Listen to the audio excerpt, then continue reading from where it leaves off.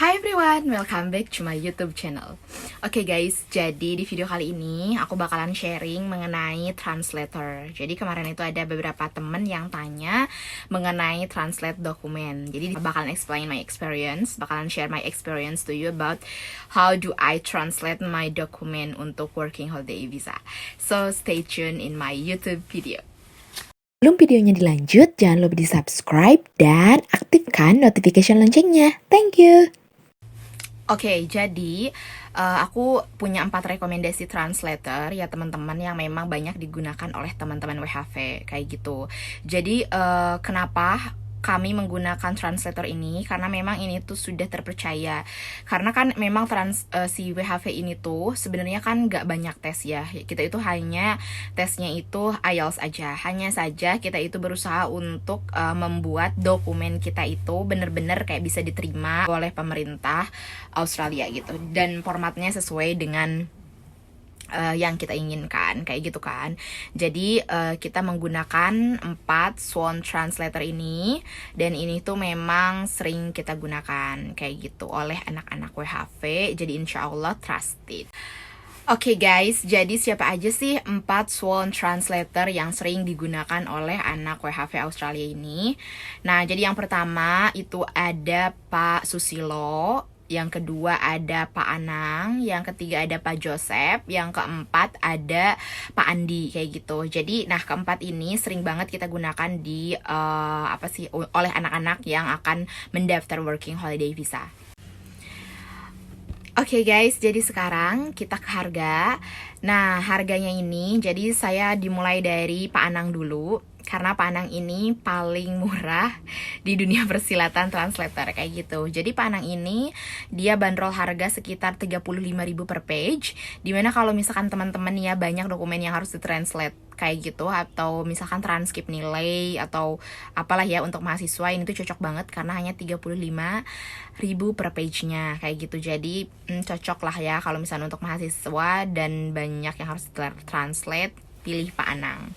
Sekarang kita ke Pak Susilo. Mengenai harga di Pak Susilo ini ada 2 tarif guys. Yang pertama adalah reguler, yang kedua adalah express.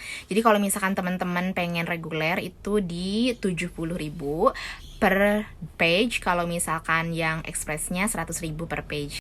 Oke, yang selanjutnya yaitu Pak Joseph. Nah, kalau misalkan di Pak Joseph ini yang regulernya lebih murah kayak gitu. Jadi Pak Joseph juga ada 2 harga. Jadi yang pertama reguler, yang kedua express. Yang regulernya itu 60.000 per page, yang expressnya 100.000 per page. Oke, dan yang keempat Pak Andi. Pak Andi ini membandrol harga sekitar 100.000 per page. Ya lumayan ya, karena kan tidak ada pilihan juga dari yang lain. Jadi seems like paling mahal lah kayak gitu. Karena kan kita nggak bisa memilih kayak gitu. Jadi Pak Andi ini 100.000 per page. Oke, jadi kita langsung aja. Sekarang aku bakalan ngomongin plus minusnya ya, kekurangan dan kelebihan dari masing-masing translator ini. Nah, oke, start dari Pak Anang yang paling murah. Memang Pak Anang itu paling murah kayak gitu, tapi karena nggak ada WA-nya, jadi slow respon teman-teman. Jadi nggak bisa diburu-buru gitu. Kalau misalkan mau ke Pak Anang, teman-teman harus jauh-jauh hari untuk translate dokumennya. Make sure dokumennya itu nggak ada yang salah, jadi tidak harus direvisi lagi kayak gitu ya teman-teman. Karena kan biasanya ya ada aja gitu beberapa hal yang salah, yang singkatan. Kayak misalkan dari kakak tuh ya, kartu keluarga. Banyak kan ya kartu keluarga yang memang nama kita itu disingkat. Misalkan let's say kayak Muhammad jadi M titik apa gitu. Jadi make sure dulu kayak singkatan-singkatan kayak gitu nggak disingkat, biar nanti enak nggak harus ulangin lagi translate-nya.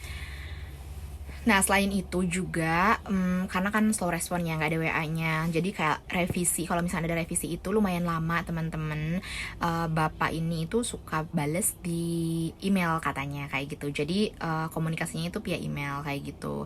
Itu kan tergantung banyaknya ya, perbanyaknya yang nge-translate gitu, banyaknya orderan. Jadi kalau misalnya lagi banyak banget, kayaknya misalkan kurang cocok karena nggak bisa diburu-buru kayak gitu kan.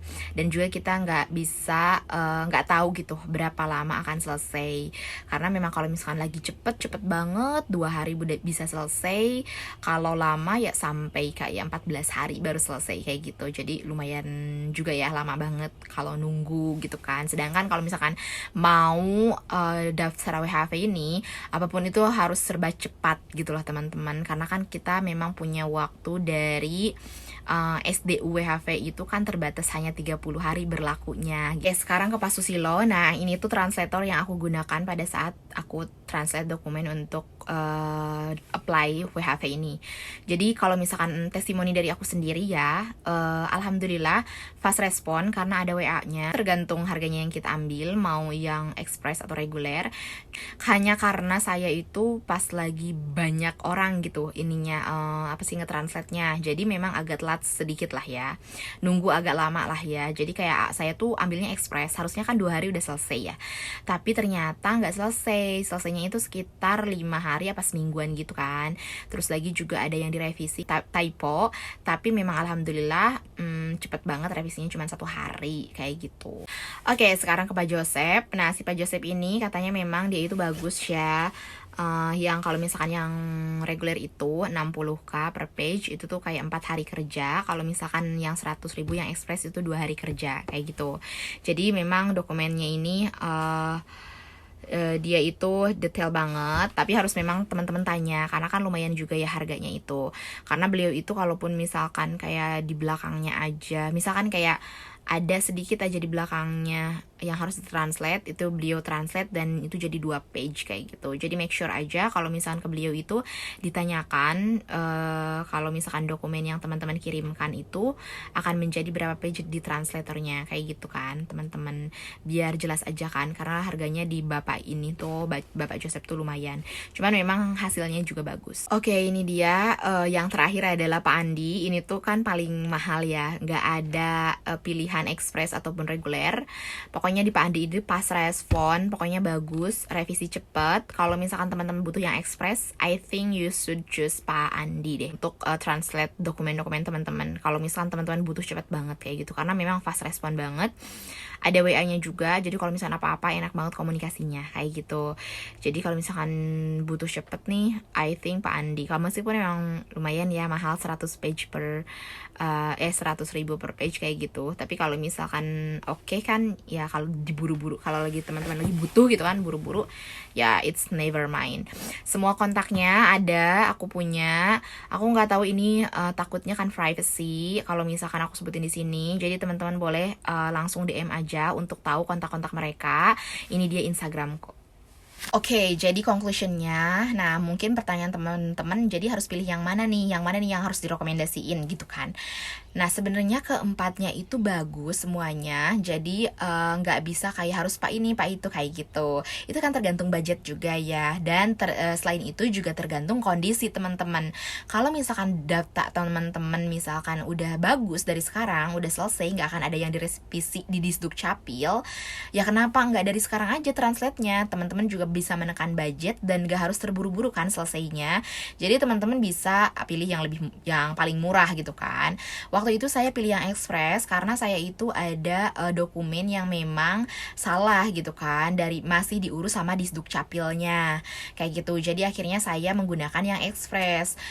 Tapi yang express pun ketika banyak orderan itu pun akan lama lumayan gitu kan. Kita harus kejar-kejar juga. Karena semua teman-teman saya pun menggunakan keempat translator itu kayak gitu, dan alhamdulillah memang si 4 translator ini sudah terbukti terpercaya kayak gitu. Yang penting nanti teman-teman ketika misalkan selesai, dilihat aja di hasil dokumen translate-nya itu apakah ada stempel, karena yang penting itu adalah itu stempel. Jadi kalau misalkan Swan translator itu biasanya sudah memiliki stempel kayak gitu.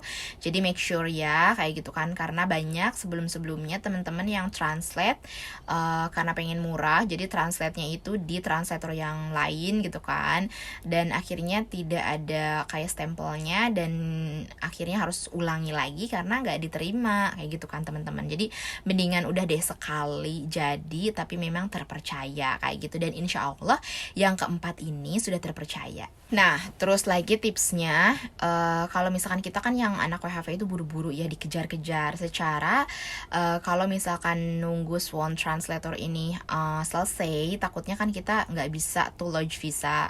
Sedangkan SDU WHV-nya itu berlaku hanya 30 hari kan teman-teman. Jadi make sure aja kalau misalkan teman-teman udah mepet banget, benar-benar dikejar. Saya pun kemarin ngejar kayak ke alamat rumahnya, datang, terus lagi ke kantornya maksudnya ya, terus lagi coba hubungin asisten juga, terus lagi saya terus teleponin kayak gitu, karena kita kan bener-bener butuh banget ya kayak gitu. Jadi make sure aja kalau misalkan temen-temen memang belum ready dokumennya tapi harus udah lodge kayak gitu. Jadi tetap kejar teman-teman. Saya pun kemarin kayak gitu mengejar kayak gitu kan. Jadi H-2 lodge baru dikirim. That's alhamdulillah ternyata bisa terlewati semuanya dengan lancar. Oke teman-teman, itu dia rekomendasi Swan Translator untuk anak-anak working holiday visa. Nah, semua informasi ini bisa teman-teman dapatkan juga lebih detailnya itu di grup working holiday visa Telegram kayak gitu. Terima kasih banyak teman-teman bagi yang udah nonton video ini. Jangan lupa kalau misalkan teman-teman butuh kontaknya, boleh langsung di DM di Instagram ini, karena saya takut itu adalah privacy, jadi nggak boleh disebarkan. Ini hanya saja saya sharing kayak gitu, testimoni dari teman-teman lainnya yang menggunakan keempat Swan Translator ini yang memang lumayan famous di kalangan anak-anak working holiday visa kayak gitu. Terima kasih banyak teman-teman, see you in Australia, bye bye.